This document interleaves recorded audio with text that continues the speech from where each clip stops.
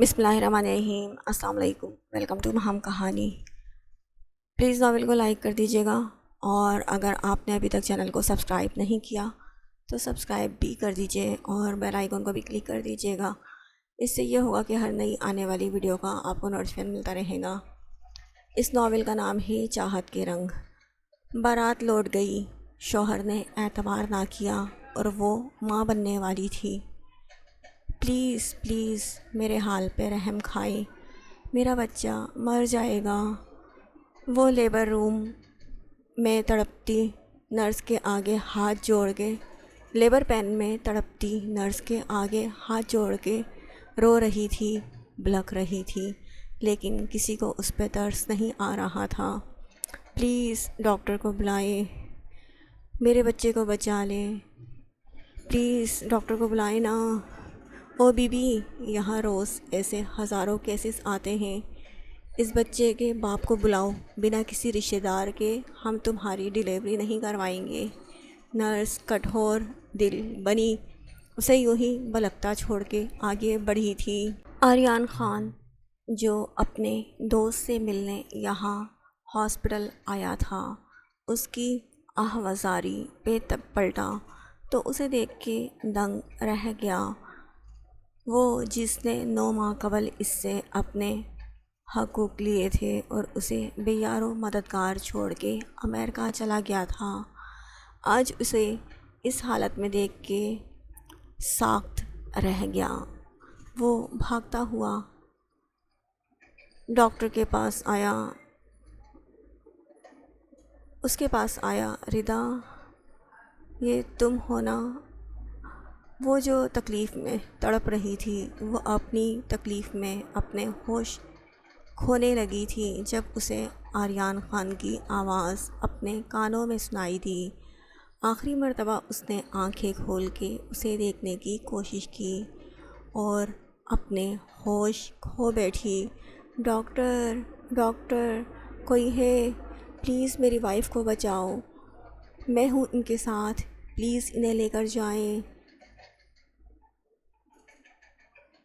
انہیں ٹریٹ کریں۔ ڈاکٹر، جو اس کی پرسنالٹی اور اس کے اسٹیٹس سے کافی مرعوب تھی اور اسے اچھے سے سب جانتے تھے، وہ یہاں کا ٹرسٹی بھی تھا، تو اس کی ناراضگی بھلا کیسے کوئی قبول کر سکتا تھا؟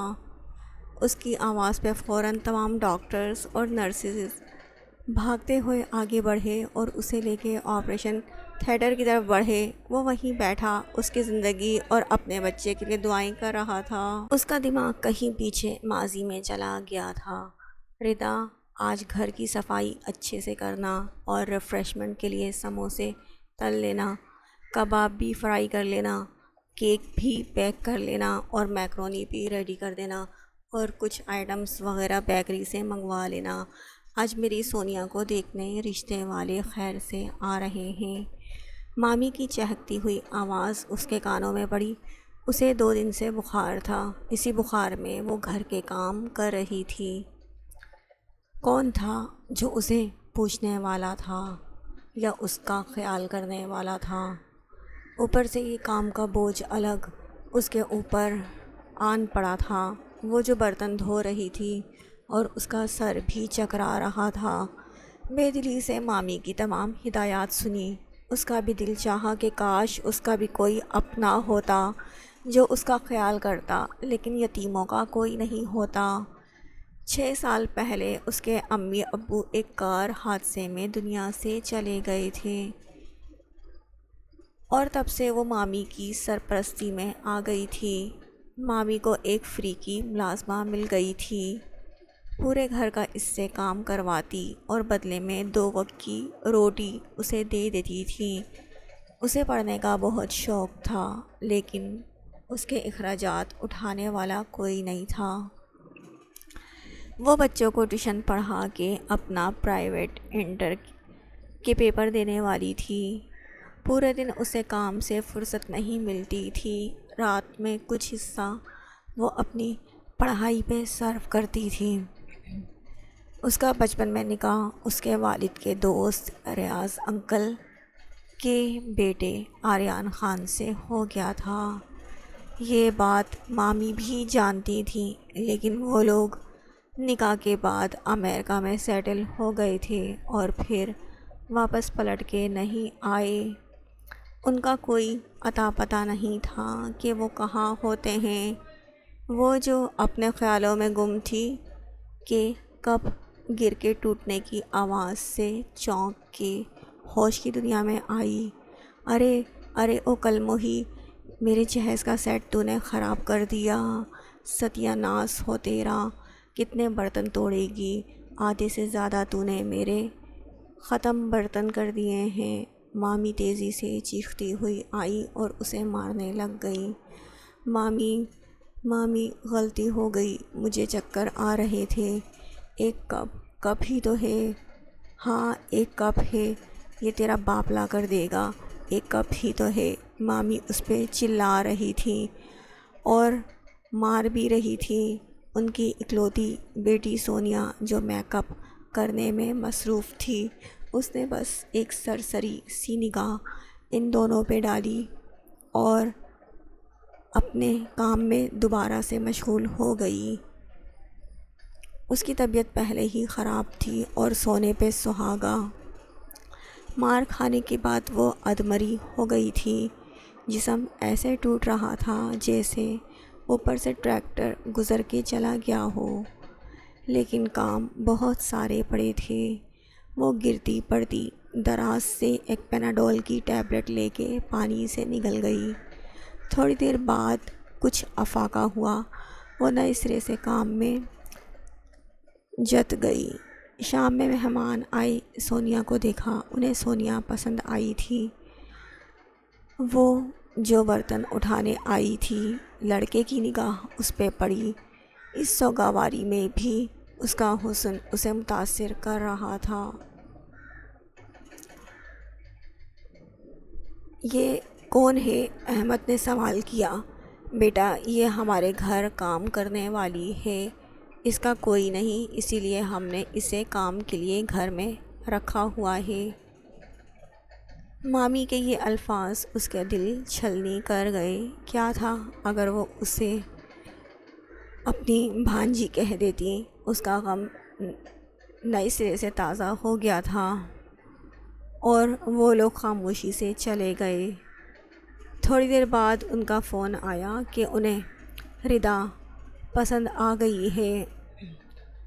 مامی پہ تو گویا قیامت ٹوٹ پڑی تھی اور اس کی نئے سرے سے شامت آ گئی تھی۔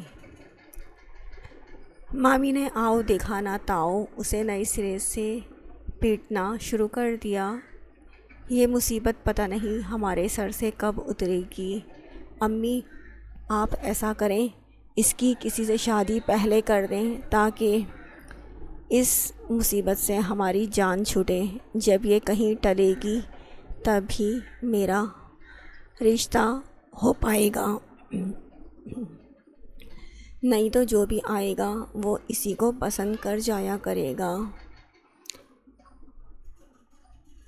امی تو کیا آپ احمد سے اس کا رشتہ کر دیں گی؟ احمد سے کیوں کروں گی، ایسے ہی احمد سے رشتہ کروں گی۔ اتنے اچھے گھر میں، اتنے کاروباری لوگوں میں اس کا رشتہ کبھی نہیں کروں گی۔ اس کے لیے تو کوئی دودھ والا، سبزی والا یا پرچون والا کوئی دیکھوں گی۔ مامی کے دل کا بوجھ بول رہا تھا، لیکن امی آپ اس کا نکاح کیسے کر سکتی ہیں؟ آپ نے ہی تو بتایا تھا اس کا نکاح اس کے ابو کے دوست کے بیٹے سے ہوا ہے۔ ہاں ہوا تو ہے، یہی تو مصیبت ہے، نکاح پہ نکاح نہیں کر سکتے۔ نہ وہ لوگ آتے ہیں اس مصیبت کو لے جانے کے لیے اور نہ یہ ہمارے سروں سے ٹلتی ہے۔ وہ نئے سرے سے سر پکڑ کر بیٹھ گئی تھیں۔ دروازے پہ بیل ہو رہی تھی۔ مامی جو ٹی وی دیکھنے میں مصروف تھیں، ردا کو آواز لگا گئیں۔ ردا ذرا دروازے پہ دیکھو کون ہے؟ جی آپ کون؟ وہ کسی اجنبی کو دروازے پہ ایستادہ دیکھ کے حیران رہ گئی۔ کیا یہ سرمد صاحب کا گھر ہے؟ جی یہ انہی کا گھر ہے۔ میں ان کی بھانجی ہوں۔ اچھا بیٹا، آپ کا نام ردا ہے؟ جی میرا نام ردا ہے۔ انہوں نے فوراً سے اس کے سر پہ ہاتھ رکھا اور اسے گلے لگا گئی۔ آپ نے مجھے پہچانا؟ میں کون ہوں؟ نہیں انکل، میں نے آپ کو نہیں پہچانا، میں آپ کے بابا کا دوست ریاض ہوں، امریکہ سے آیا ہوں۔ اچھا، اس نے مامی کے ذریعے کئی مرتبہ سنا ہوا تھا کہ کسی ریاض انکل کے بیٹے سے اس کا نکاح ہوا ہے۔ وہ فوراً سے انہیں پہچان گئی تھی۔ آپ اندر ہمیں نہیں آنے کا کہو گی؟ جی میں مامی سے پوچھ کر آتی ہوں۔ مامی، وہ ریاض انکل آئے ہیں۔ کون ریاض؟ وہ میرے بابا کے دوست۔ مامی تو شاکڈ رہ گئی، انہیں امید نہیں تھی ریاض انکل کے آنے کی۔ لے کر آؤ اندر انہیں اندر لے کر آئی۔ السلام علیکم بہن، میں ریاض ہوں، میں اپنی امانت لینے کے لیے آیا ہوں۔ جی بھائی، کیوں نہیں، آپ کی امانت ہمارے پاس ہے، آپ کا جب دل چاہے آپ بارات لے کر آ سکتے ہیں اور اپنی امانت لے کے جا سکتے ہیں، لیکن ہم غریب لوگ ہیں، ہم شادی زیادہ دھوم دھام سے نہیں کر سکتے، بس سادگی سے کریں گے۔ آپ 3-4 افراد لے آئیں اور اپنی امانت لے جائیں۔ اپنے گھر جا کے آپ چاہیں جو بھی ہلا گلا کریں، ہمیں کوئی اعتراض نہیں۔ مامی نے چالاکی سے اپنے تمام ذمہ داری سے ہاتھ کھینچ لیا تھا۔ نہیں مصیبت، نہیں بہن، ہمیں صرف بچی چاہیے، ہمیں جہیز کا یا کسی چیز کا کوئی لالچ نہیں، اللہ کا دیا ہمارے پاس سب کچھ ہے۔ ریاض صاحب بولے۔ تاریخ طے کر دی گئی۔ وہ بہت خوش تھی کہ اس کی یہاں کے مظالم سے جان چھوٹ رہی ہے۔ مقررہ وقت پہ بارات آئی۔ بارات بہت دھوم دھام سے آئی تھی، چند افراد تھے لیکن بہت دھوم دھام سے بارات لائے تھے۔ مامی اور ان کی بیٹی تو ان کے شان و شوکت دیکھ کے حیران رہ گئی تھی۔ بری بھی بہت اچھی لے کر آئے تھے، زیورات کے سیٹس، جوڑے وغیرہ۔ یہ تو بہت اچھی جگہ پہ جا رہی ہے، آپ نے کیا سوچا تھا اور یہ کہاں جا رہی ہے؟ ہاں میں بھی یہی سوچ رہی ہوں۔ مامی کے دماغ میں پلان چلنے لگے۔ وہ جو دلہن بنی بیٹھی تھی، بارات آ چکی تھی، تھوڑی دیر بعد اس کی رخصتی ہونے والی تھی کہ اس کے کمرے میں ایک لڑکا آ کے کودا۔ کون ہو بھائی تم؟ کون ہو اور یہاں میرے کمرے میں کیا کر رہے ہو؟ وہ لڑکھڑا کے بولی کہ اتنے میں دروازہ کھلا اور اس کے سسر اور مامی دونوں دروازے پہ کھڑے تھے۔ اجنبی لڑکا جو کمرے میں آیا تھا فوراً اس کے قریب ہوا۔ یہ کیا ہو رہا ہے؟ کون ہے یہ لڑکا؟ ردا، مامی تیزی سے بولی۔ مامی، اس کا رنگ پھک پڑا۔ میں نہیں جانتی، یہ کون ہے؟ جھوٹ بول رہی ہے یہ، اس نے مجھے بلایا تھا، یہ شادی نہیں کرنا چاہتی، اس نے کہا تھا آپ آؤ ہم بھاگ چلتے ہیں، میں اسی کے کہنے پہ آیا ہوں۔ یہ جھوٹ بول رہا ہے، میں کیوں جھوٹ بولوں گا؟ ابھی یہ بات ہو رہی تھی، کمرے میں لوگ جمع ہونا شروع ہو گئے تھے۔ ایک شور شرابہ کمرے میں مچا ہوا تھا۔ وہ اپنی بربادی اپنی آنکھوں سے دیکھ رہی تھی۔ اس کی نظروں میں آریان کے ساتھ کچھ دن پہلے کے گزرے پیار بھرے لمحات آئے۔ کیسے وہ اسے اپنی محبت کا یقین دلا رہا تھا کہ وہ اسے پیار کرتا ہے، اور آج اس کی آنکھوں میں بے اعتباری اسے جیتے جی مار گئی تھی۔ چلے بابا، مجھے نہیں کرنی یہ شادی۔ وہ اپنے گلے کے ہار سب گلے سے اتار کے پھینکتا اپنے بابا کا ہاتھ پکڑے تیزی سے گھر سے نکل گیا، اور وہ اپنی بربادی پہ وہیں ماتم کرتی رہ گئی۔ وہ لڑکا بھی اپنا کام کر کے جا چکا تھا۔ مامی اور سونیا بہت خوش تھے، وہ اسے کہاں ایک اچھے گھر میں دیکھ سکتے تھے۔ چلو چلو بھائی، تم بھی نکلو ہمارے گھر سے، ہم اس بربادی کی پوٹلی کو اپنے سر پہ نہیں بٹھا کے رکھ سکتے، نکلو ہمارے گھر سے۔ مامی کے بھی تیور تبدیل ہو گئے اور اسے اسی دلہن والے لباس میں انہوں نے گھر سے نکال دیا۔ میں کہاں جاؤں گی مامی؟ وہ کتنی ہی دیر دروازہ پیٹتی رہی، لیکن کوئی سننے والا نہیں تھا۔ محلے والے بھی اس پہ تھو تھو کر رہے تھے، وہ بھی اسے ایک بد کردار لڑکی سمجھ رہے تھے۔ وہ ایک ایسی بد نصیب لڑکی تھی جس کے ماں باپ اسے بچپن میں ہی چھوڑ کے چلے گئے تھے، اور شوہر نے بھی کسی اجنبی کی باتوں میں آ کے اس کا یقین نہیں کیا تھا۔ اس کی بارات دروازے پہ آ کے واپس جا چکی تھی۔ اسے کچھ بھی راہ سجائی نہیں دے رہا تھا۔ ایک دل کہہ رہا تھا وہ کسی گاڑی کے سامنے آ کے اپنی جان دے دے، دوسرا دل کہہ رہا تھا کہ وہ کہیں پانی میں کود کے ندی میں مر جائے۔ وہ نہیں جینا چاہتی تھی، اپنے آپ کو ختم کر دینا چاہتی تھی۔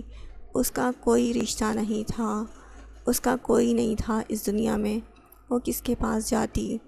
اسے امید کی کرن ایک اپنی اسکول فیلو شمائلہ نظر آئی، جو اس کی اسکول فیلو تھی، بچپن سے اس کی ہر دکھ سکھ کی ساتھی تھی۔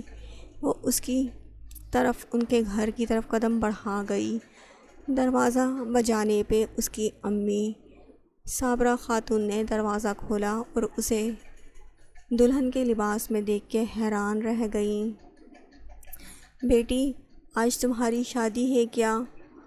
کیا ہوا، تم ایسے رو کیوں رہی ہو؟ پہلے اندر آؤ۔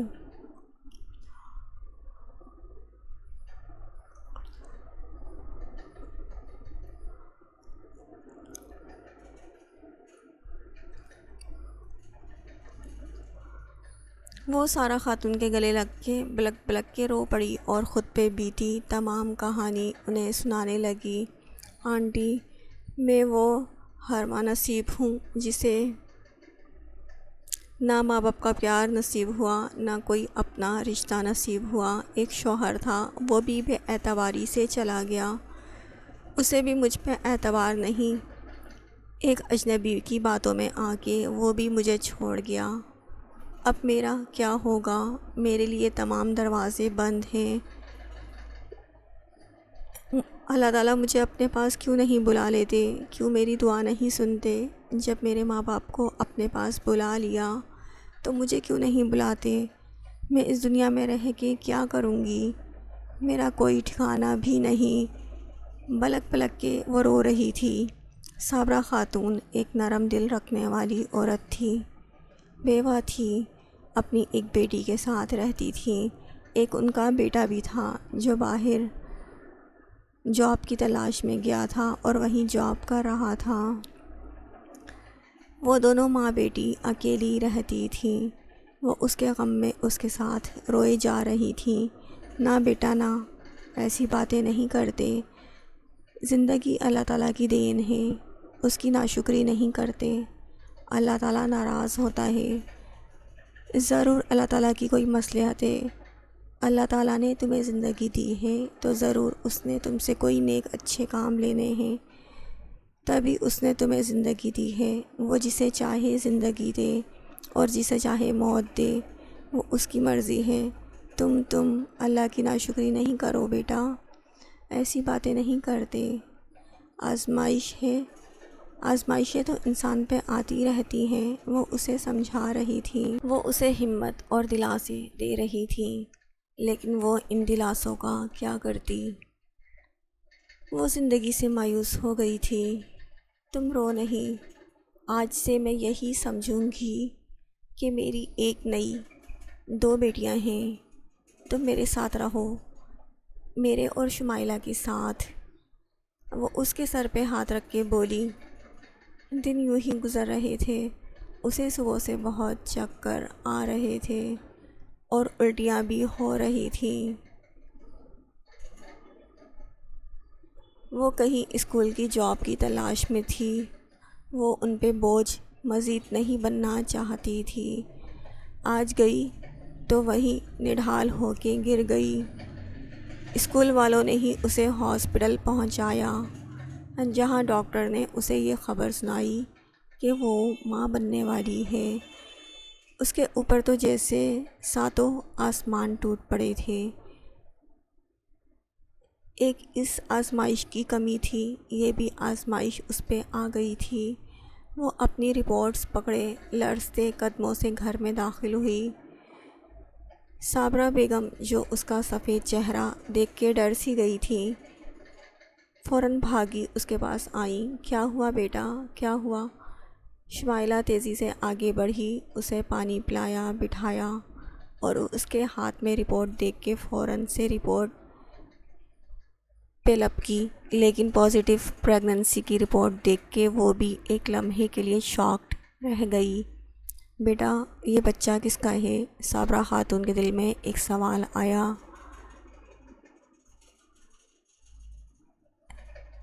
آنٹی، وہ آریان شادی کے دنوں میں گھر آنے لگے تھے تو وہ مجھ سے اپنا حق لے بیٹھے تھے۔ یہ اسی کی نشانی ہے، یہ آریان خان کا بچہ ہے۔ بہت دکھی لہجے میں وہ اعتراف کرتی بول رہی تھی۔ اگر کوئی اور وقت ہوتا تو یہ خوشی کا لمحہ تھا، لیکن جب باپ ہی ساتھ نہیں تھا تو کیا خوشی مناتی؟ صابرہ خاتون چپ سی ہو کر رہ گئی تھی۔ اچھا بیٹا، کوئی بات نہیں، اللہ تعالیٰ اس روح کو دنیا میں بھیج رہا ہے، وہی اس کے بہترین مستقبل بھی طے کرے گا۔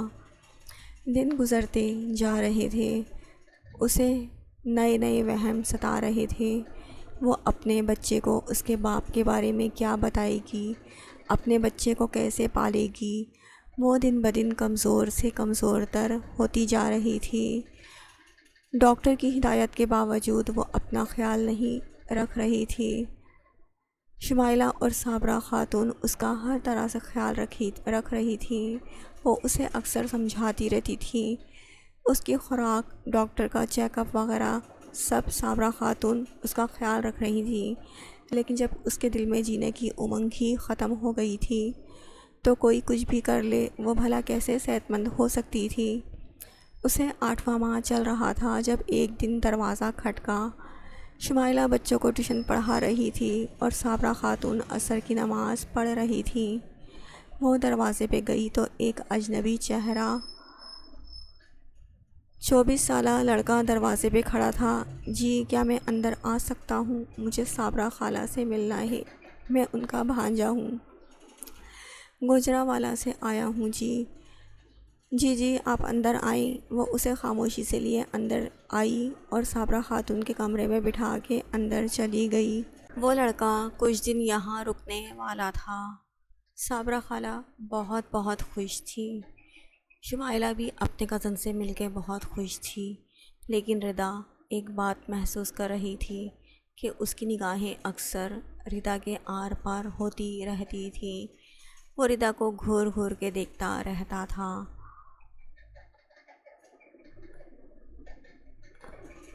ردا کو اس کی نگاہیں بہت عجیب لگتی تھیں، لیکن وہ خود یہاں پہ مہمان تھی، یہ اس کا گھر نہیں تھا۔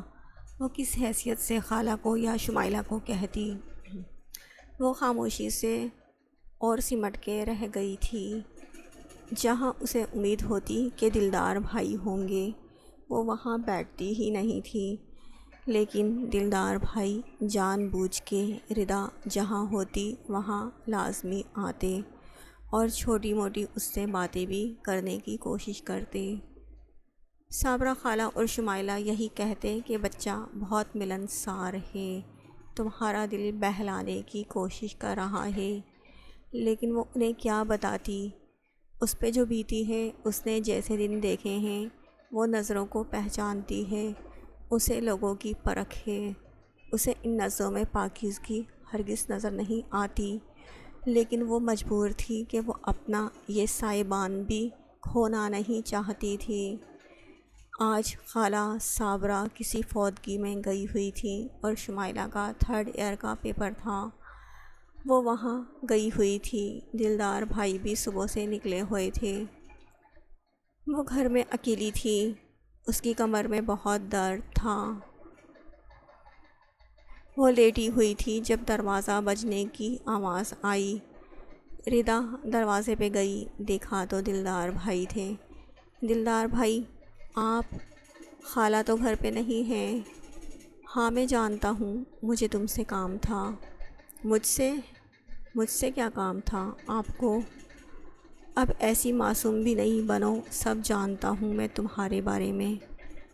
کیسے ایک لڑکے سے تعلق قائم کر رکھا تھا، ایک آدمی کے نکاح میں ہونے کے باوجود۔ پلیز آپ ایسی باتیں نہیں کریں، میرے ماضی کے بارے میں کوئی بات نہ کریں۔ وہ رونے لگ گئی تھی۔ کیوں دکھ ہو رہا ہے؟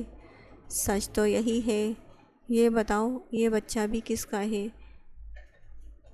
یہ میرے شوہر کا ہے، مجھ پہ بہتان نہیں لگائیں آپ۔ وہ اس کی طرف بڑھا۔ وہ جو دروازے کے بیچ میں کھڑی تھی، ہمت جمع کرتی، اسے ایک سائڈ پہ دھکا دیتی، فوراً سے باہر بھاگی۔ اس کے پیروں میں سوجن آئی ہوئی تھی، درد الگ تھا، بالکل چلنے کی سکت نہیں تھی، لیکن وہ پھر بھی چلی جا رہی تھی۔